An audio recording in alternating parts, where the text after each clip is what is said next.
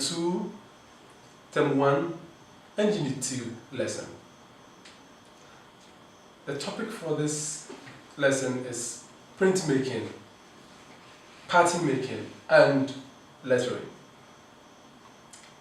The main objective for this lesson is to draw dots, lines, and shapes on a folded paper to create patterns. Let's talk about the tools and materials we need to do this work. First, the tools. We will need a foot rule,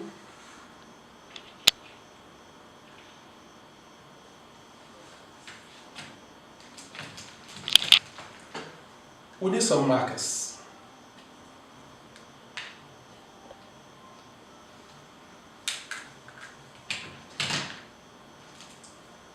we need a pencil,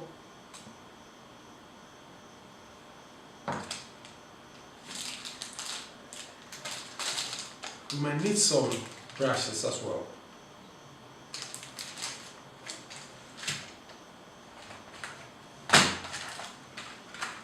And some color. Color like crayons or pastels can also be used. Now let me take this opportunity to explain a bit what it is to say you're using a tool or a material. Now, this can be a tool when you hold it and you use it to produce a work. But the one that is part of the work, the one that forms part of the work becomes a material. So as I hold this and I apply on a sheet of paper or a substrate, the fact that I've held it and I'm applying it makes it a tool.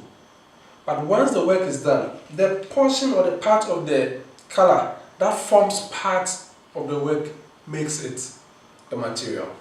So I want us to be clear on this as whether we are using a tool or a material. Tools are simply handheld instruments or items that are used to execute a work. And the materials form part of the executed work. So these are the differences. So this can form part of our tool. We need some materials like paper or a card. A paper or a card. So there's a paper and that is a card. What are the skills we need for this lesson? The first one is to learn how to fold, how to crease, how to observe, how to draw, how to design, appreciate, discriminate, and follow simple procedure.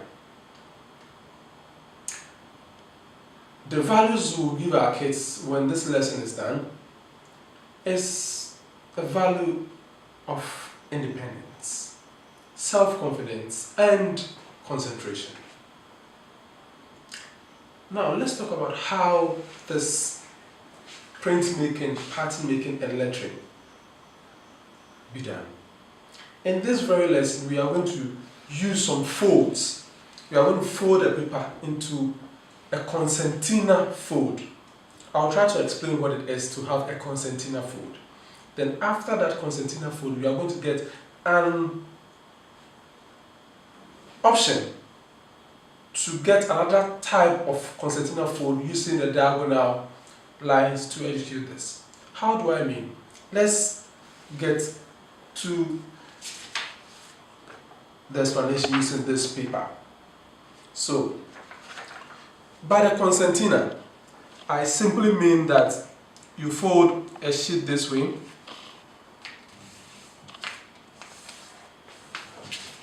this is one. You can go this way, again, or you can go the reverse, this way.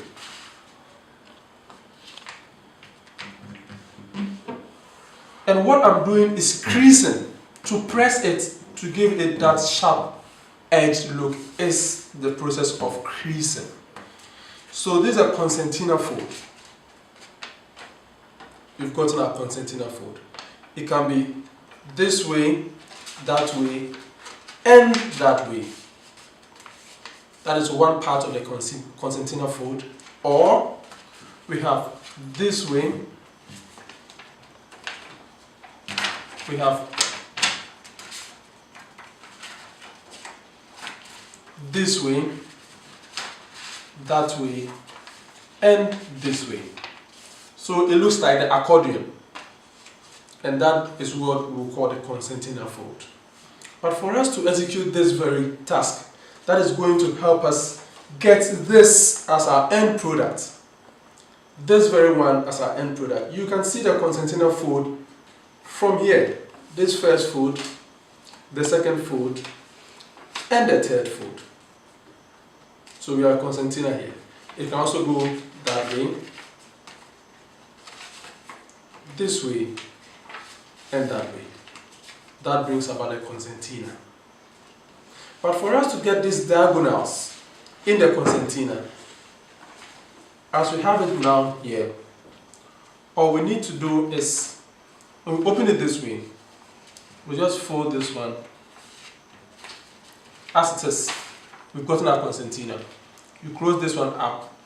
You hold this side, focusing on the edge here and that edge. So as you press it, the technical term for the pressing is what we call the creasing. So you crease it. You can crease with your hand or the rule this way. So we have our first crease, and that crease the diagonal line. So we have this one, we are done with this. You can fold this one too and go that way. So we are focusing on the edge here and that edge here. So in some cases you can even put your rule there, this way and that way. Then you press it gently against the diagonals. So that way. Then we use the rule to crease it to get our concertina. So this is what we have at the end of the day. First we have a concertina that is folded up, down to form the accordion. Then when it's done, you get one fold this way, then you have a diagonal, another fold that way, and we have another diagonal. So we are able to get this as the fold we need to do that. So what's the process? We get a sheet, we get a first fold, then we crease. The second fold will crease again, the final one will crease. After we've done the creasing, then we will concentrate on the halves. The very first half of it this way, then we crease diagonally.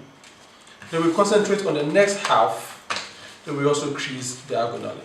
And that's what we are going to get. And in this shape, that is how we are going to develop this pattern we have made in here. So this brings to light how we got this design, concertina fold design, which we've used the markers to create these patterns on. We've used shapes with the markers and different colors to depict what the pattern making using a concertina fold will be. So basically, this is what this lesson is about: creating a concertina and creating a pattern using the markers. You can choose to draw it as well by creating straight lines with the pencil and the ruler to create the lines flat vertically. Then you can create the A shape or the V shape. So you have A, V, and A shape diagonal. We can use a pencil. Then after you can close it up using the rule and the pencil. So basically, this is what we want to do. And at the end of the day, we've succeeded in creating a concertina. In the demonstration, In the demonstration, we are going to learn how to create these patterns on the food we have done. I think it's time for us to go demonstrate this. If you are ready, let's move to action. Hello, welcome to the demonstration session. Today, we are going to draw lines, shapes and dots on folded paper to form patterns. So to start with, our first step, we fold our paper into 2 equal halves.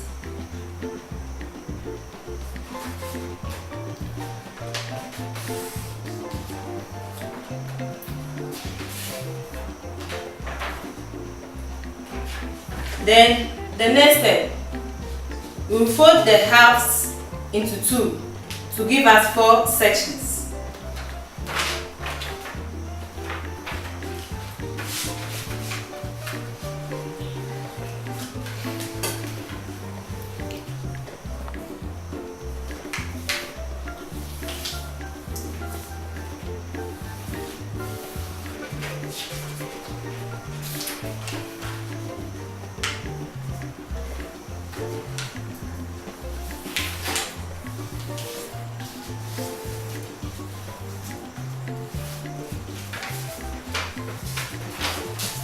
So this is what I have here.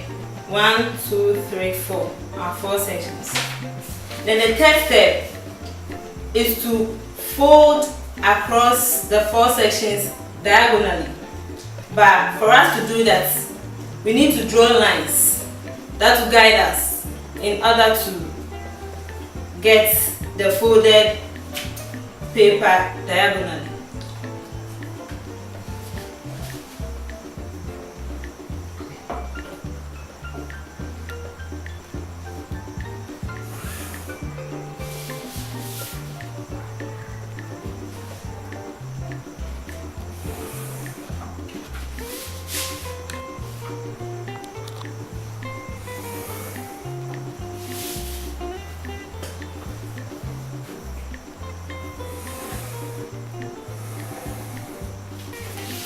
Okay, and the rule is also going to guide us to be able to fold it neatly.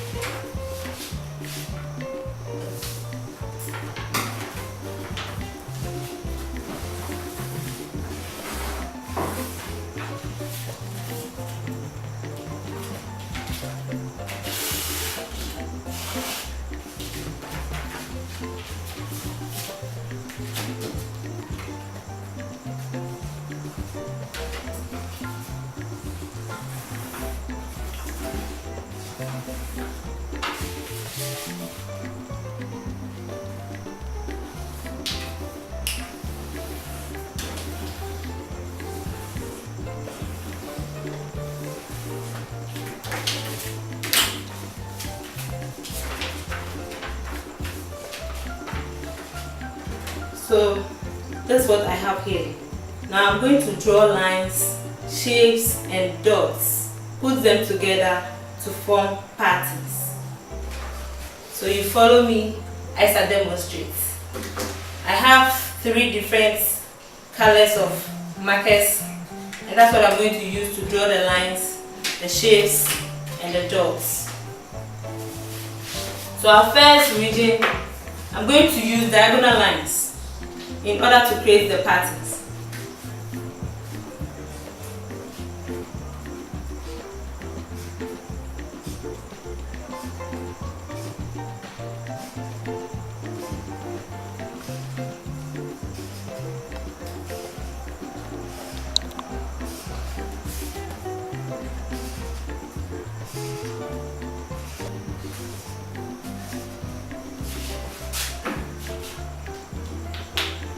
The next, I'll use the blue marker and I'll draw wavy lines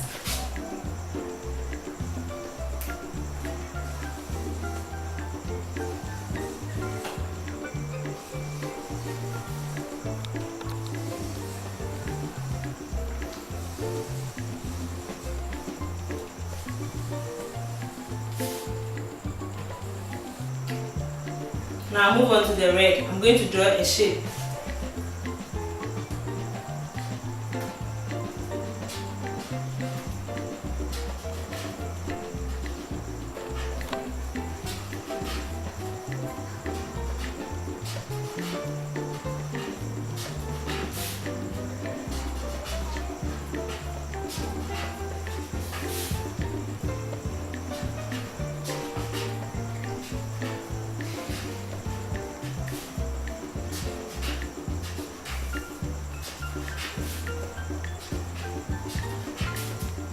This is so simple, you just have to take your time and do it.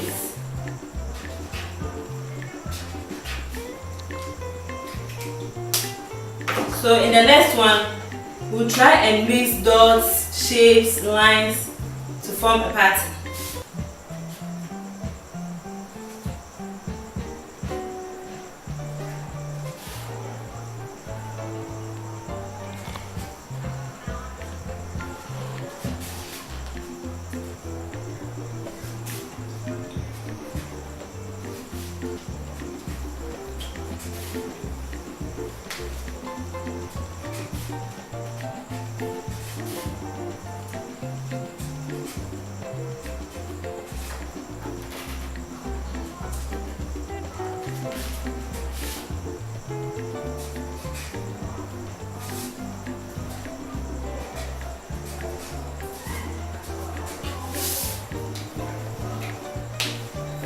So you continue until you finish the whole surface of the paper.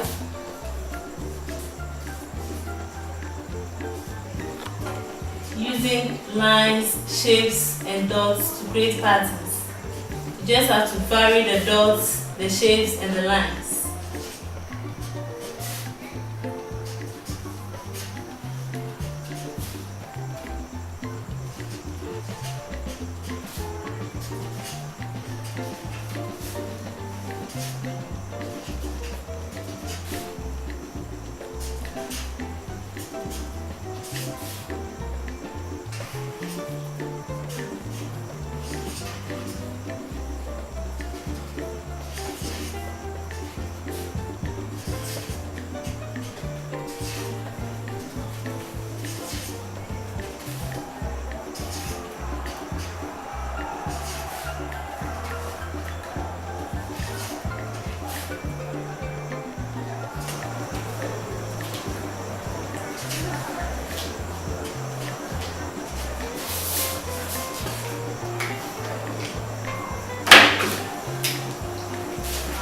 So sometimes you can even draw some of the shapes to overlap. It's all part of it.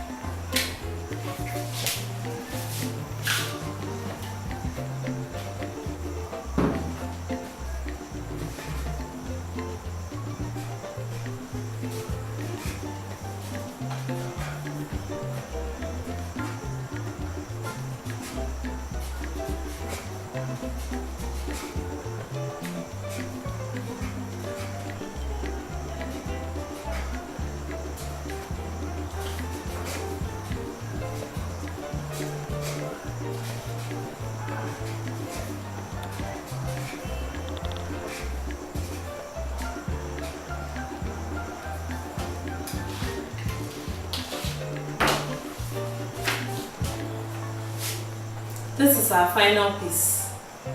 Drawing of lines, shapes and dots to form a pattern. I hope you enjoyed the lesson. Thanks for your time. See you in the next video.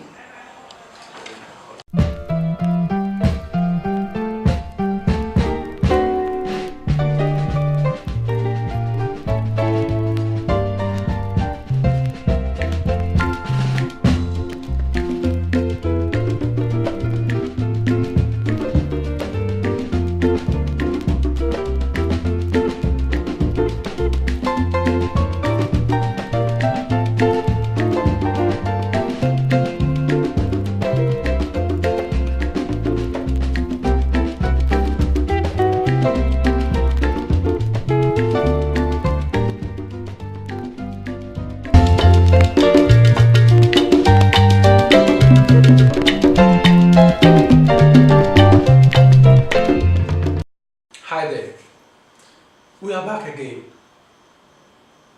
coming to talk about a primary 2, term 1, and a continuation of the unit 2.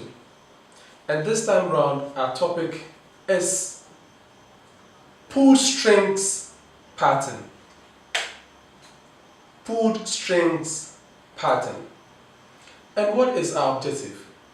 Our objective is to try to make or create patterns using strings that are going to be dipped into color to create a pattern. What tools do we need? We need some paper.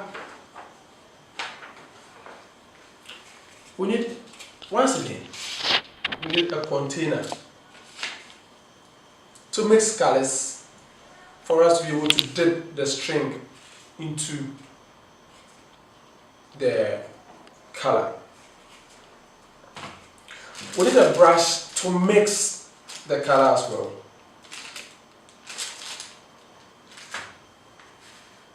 And our material, paper, and color.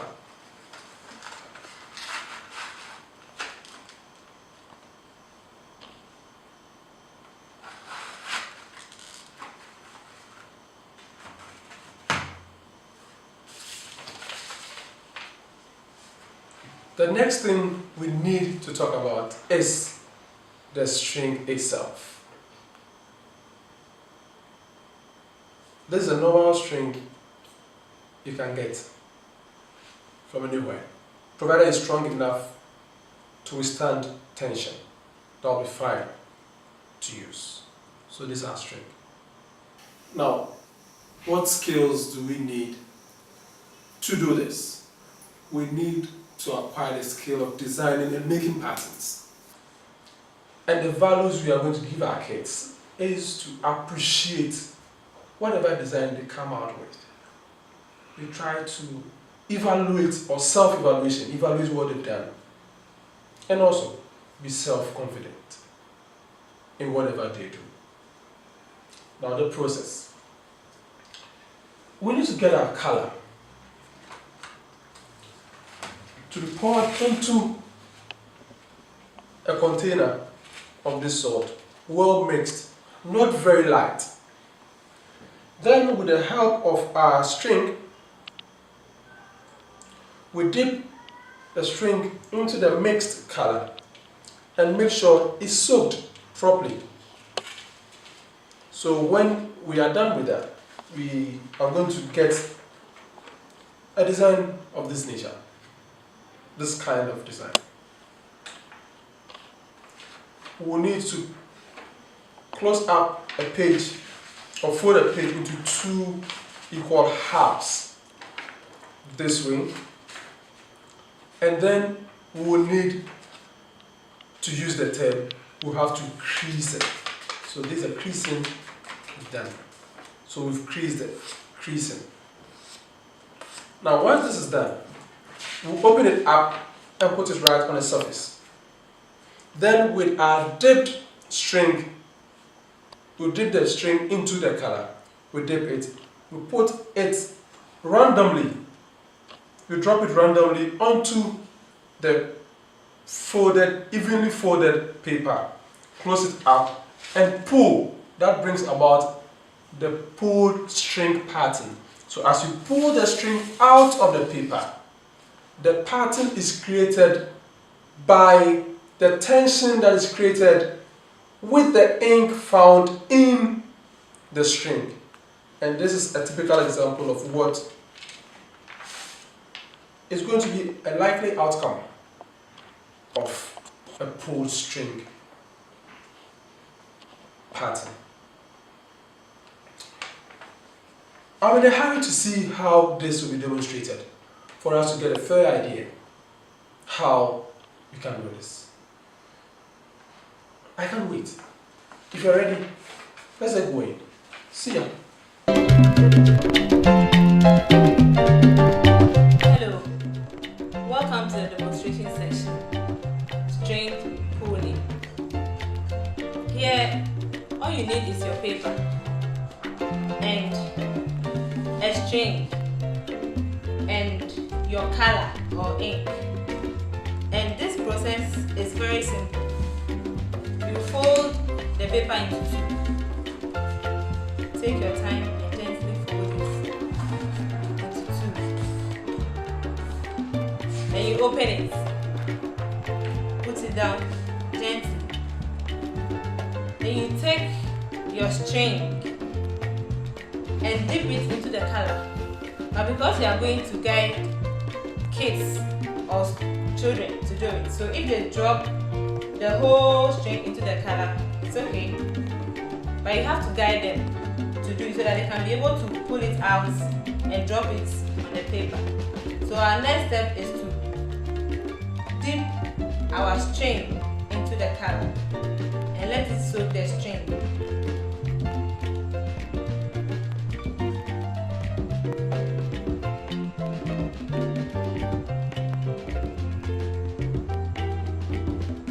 So you allow the string to soak the color very well.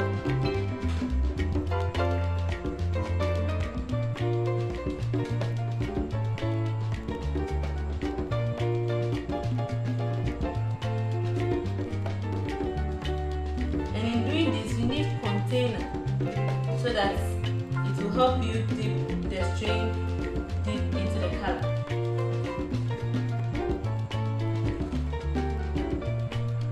So you lift the rope or string gently and you place it on the paper as you desire. There's no method or strategy in doing it. After that, you close the other half of the paper gently. And you put your hand on it firmly and pull it out.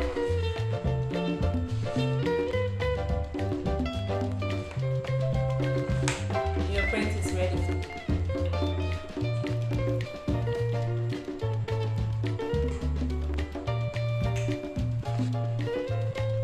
Alright, this is our final print, string pulling. You can use multiple colors in the same process to achieve this. I hope you enjoyed the lesson. Thanks for your time. See you in the next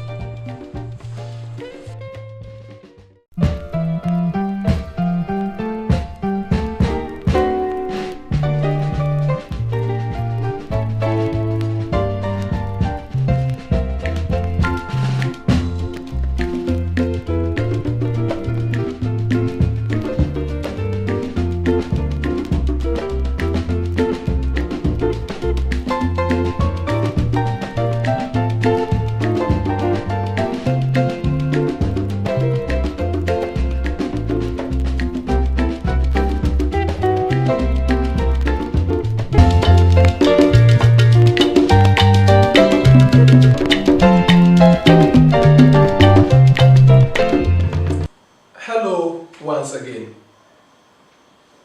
You are welcome. This particular lesson is a continuation of the Primary 2, Term 1 and Unit 2 lesson. But the main topic is color dabbing. What is our objective for this particular lesson? The objective is that we are going to create patterns using the dabbing and stenciling technique. What tools and materials do we need to get this work done? First, we will need some containers that will serve as a palette for us to mix our colors. So we have a container like this that will form our palette, or that, or this one. So this can be our container for mixing the colors. Anyway, they are disposable plates anyway. Disposable, so we are improvising. We don't have proper palettes, we are using this as the palettes. We need some foam as well. So we'll be able to pick or load the color for the dabbing. So we need some foams like this one, which form part of the tools. We need brushes to pick the color onto the container or the palette.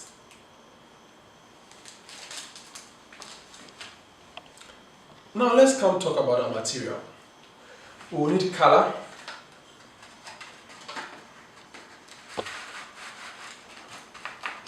Like this watercolor. If you don't have the watercolor, you can improvise with food color, but let the intensity be a bit more than light. Let it be thick, the intensity for the improvisation of the color, which is the food color we are talking about. So these are color.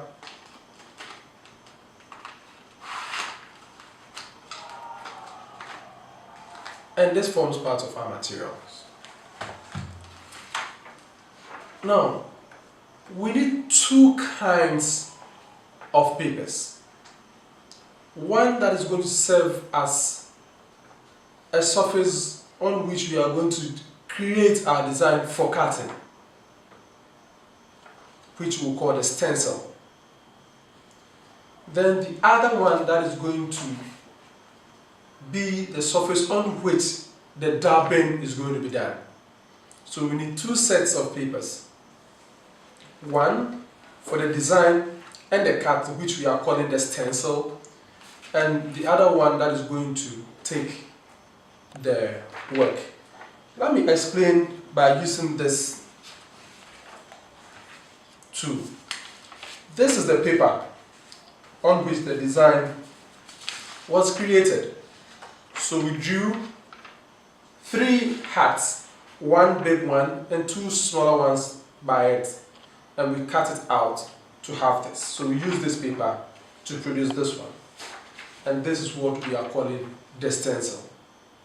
And this stencil is what will be used for the color dabbing. When this was done, we placed this stencil onto that card, this one, which is in place of that. So we placed the stencil on top of the card, like this one. So we'll use the foam to get to do the dabbing. So we did the dabbing with the foam. So in a nutshell, this is a card, this is a design. So we're going to put it on top this way. Then we use our foam to pick the color or load the color. Then we'll dab it straight onto the surface. This is how come we need 2 very different papers.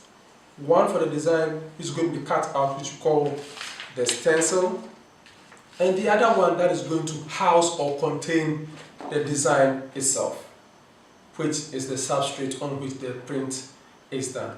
So basically these are the things we will need to get this design done. And at the end of the lesson, this is what we are going to produce. This is going to be what we are going to produce. So we use this stencil to dab this design or pattern on this substrate. I think we need to see how the demonstration is going to be done, so we get a fair view or first-hand information on how the processes are going to go. I'm ready to see how the demonstration is done. If you are, let's move.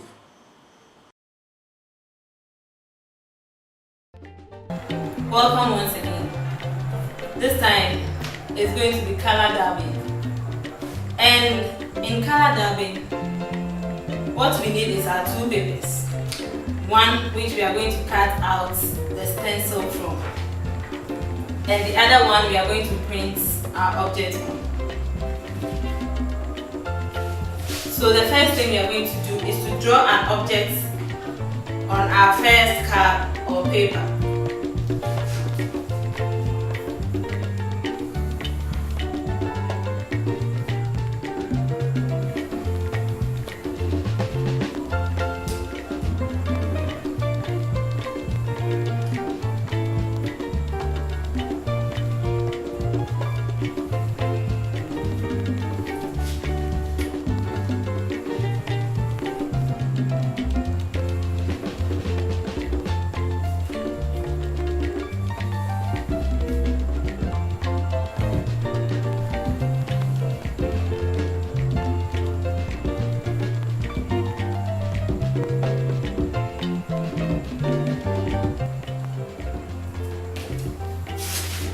So our object is drawn. The next thing we are going to do is to cut out the outline of the object in order to create a stencil.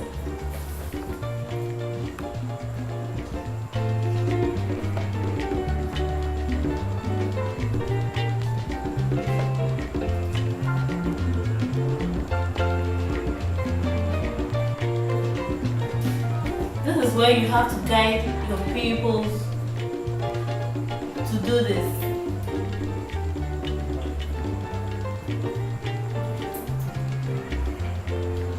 Because we are using cutter to cut out the outline of the objects we have drawn.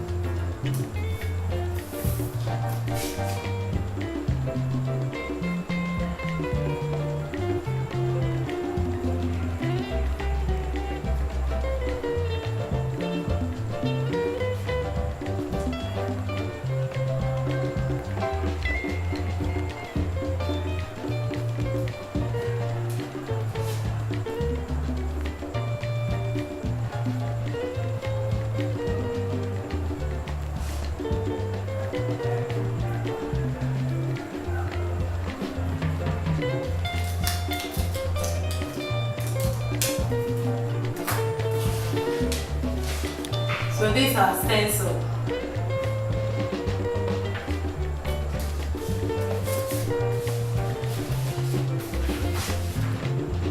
So the next thing we are going to do is the dabbing. We place the stencil gently on the other paper.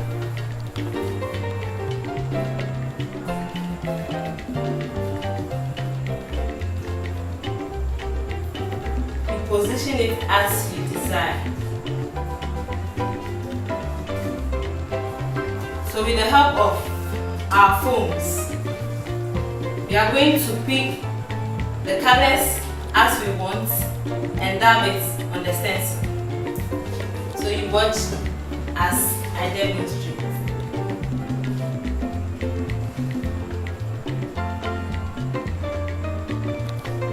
You don't have to dig the whole foam into the color. You just need a portion of it to pick the color in order to dab.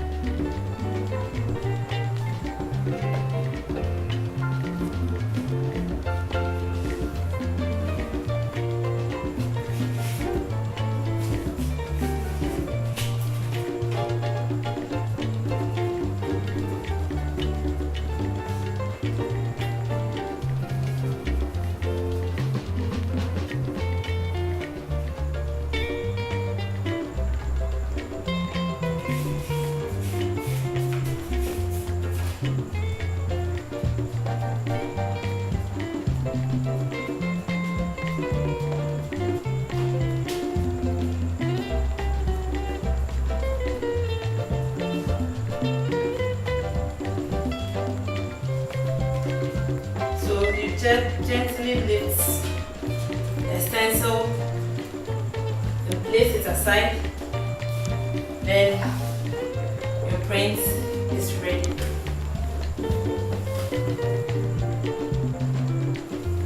So this is our final piece, color dubbing. You can use as many colors as you want, in different shapes, different sizes as you desire. The process is very simple. Just guide your kids, help them to be able to do a good job. I hope you enjoyed the lesson. Thanks for your time.